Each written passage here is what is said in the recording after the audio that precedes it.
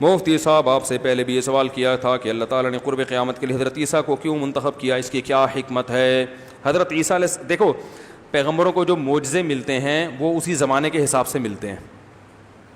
ہمارے نبی کا معجزہ قرآن, بلاغت, کیونکہ نبی کے دور میں فصاحت و بلاغت بہت تھی, شاعری بہت تھی نا, تو عرب بلاغت سمجھ سکتے تھے کہ فصاحت و بلاغت کسے کہتے ہیں. لہذا اللہ نے قرآن نازل کر کے چیلنج کیا کہ ایسا کلام لے کر آؤ. تو چیلنج یہ تھا کہ انہوں نے تو کسی مدرسے میں ایک دن بھی نہیں پڑھا اور یہ تم سے بھی زیادہ بلیغ کلام پیش کر رہے ہیں. تو عرب کی سمجھ میں آ گیا یار, یہ وہ خود شاعر تھے نا, انہوں نے گواہی دی بھائی یہ انسان کا کلام نہیں ہو سکتا. کسی اور کے سامنے پیش کیا جاتا, اس بیچارے کو بلاغت کا کیا پتا کہ بلاغت کیا ہوتی ہے. تو جو پیغمبر جس زمانے میں معجزہ لے کر آتا ہے نا, وہ اسی زمانے کے حساب سے. موسیٰ علیہ السلام کے دور میں جادوگروں کا دور تھا, تو اللہ نے حضرت موسیٰ کو ایسے معجزے دیے جو جادوگروں نے گواہی دی کہ یہ جادو نہیں ہے. جادوگروں کا دور تھا نا, سانپ بنانا, یہ کرنا, تو اللہ نے موسیٰ علیہ السلام کو کہا لاٹھی سے سانپ بناؤ. جادوگر حیران ہو گئے, یار ہم جو رسی سے سانپ بناتے ہیں وہ تو دیکھنے میں سانپ ہوتا ہے, حقیقت میں نہیں بنتا, یہ تو واقعی لاٹھی سے کیا بنا رہے ہیں, سانپ. ایمان لے آئے سارے کے سارے. تو ان کے لیے جادو اور معجزے میں فرق کرنا کیا تھا؟ آسان. جس کو جادو کا نہیں پتا اس کے لیے جادو اور معجزے میں فرق کرنا, بولو بھائی, مشکل. تو اس لیے اللہ نے موسیٰ علیہ السلام کو ایسے معجزے دیے جو اس زمانے کے لحاظ سے بہترین تھے. تو حضرت عیسیٰ جو قرب قیامت میں نازل ہوں گے, اس کی ایک حکمت یہ بھی بیان کی جاتی ہے کہ قرب قیامت میں سائنس اور ٹیکنالوجی اپنی عروج پر ہوگی, انتہا پر ہوگی, سمجھ رہے ہو نا, اور میڈیکل سائنس انتہا پر ہوگی. اور میڈیکل سائنس یہ بات مانتی ہے کہ کچھ بھی کر لو, مردے کو زندہ, بولو بھائی, نہیں کیا جا سکتا.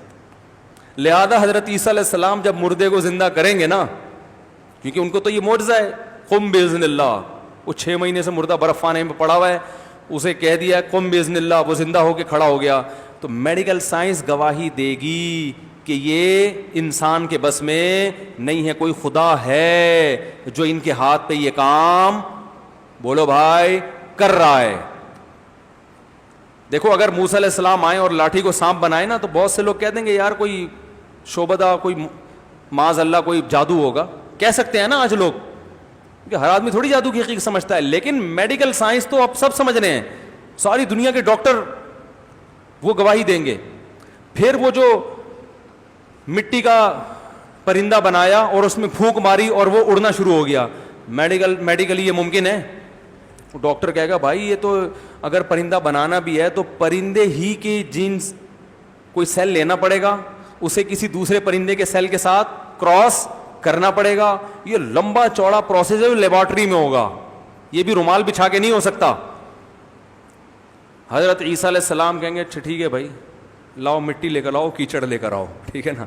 اس سے کبوتر کی شکل بنائی اور بولیں گے کن طیرم باذن اللہ, اللہ کے حکم سے کیا بن جا, پرندہ. وہ پورا صحیح سالم کبوتر بن کے اڑنا شروع ہو جائے گا. تو یہ ایسا معجزہ ہوگا جو اس زمانے میں اس کا معجزہ ہونا آسانی سے سمجھ میں آ جائے گا. یہ سائنس کو چیلنج ہوگا. سمجھتے ہو گے نہیں سمجھتے ہو؟ جو پیدائشی نابینا ہوتا ہے نا, میڈیکل سائنس کہتی ہے اس کی آنکھیں, بولو, نہیں آ سکتی, ممکن نہیں ہے.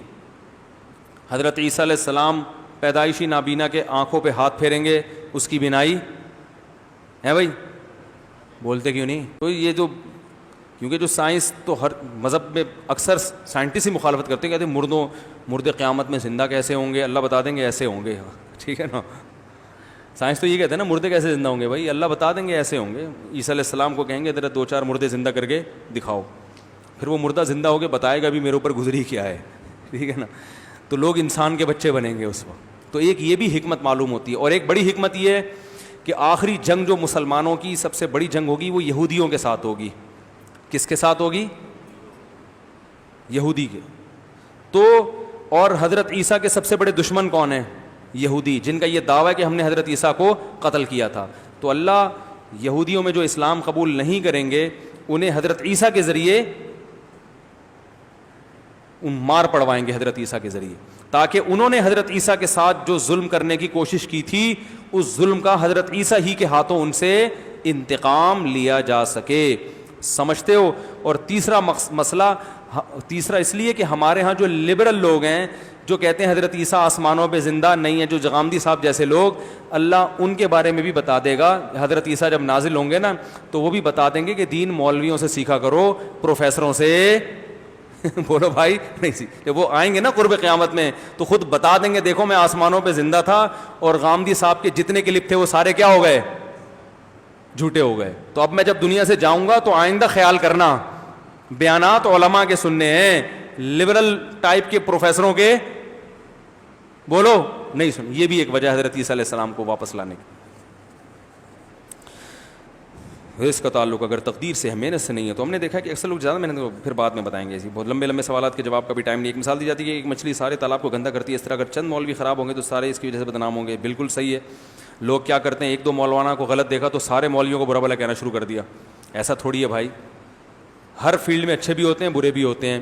اور میں آپ کو پوری ایمانداری سے کہوں مولویوں کی فیلڈ میں اچھے زیادہ ہیں، برے کم ہیں. آپ کو اصل میں کیونکہ آپ مولویوں سے کے ساتھ، ہمارے تو زیادہ تر مولوی تو مدرسوں میں بند ہوتے ہیں بیچارے، عوام سے ان کا لنک ہی نہیں ہوتا.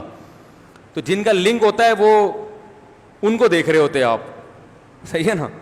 تو ہم تو علماء کے ساتھ اٹھے بیٹھے ہیں، اللہ کا شکر ہے. ہم نے تو زیادہ تر کو کیا دیکھا ہے؟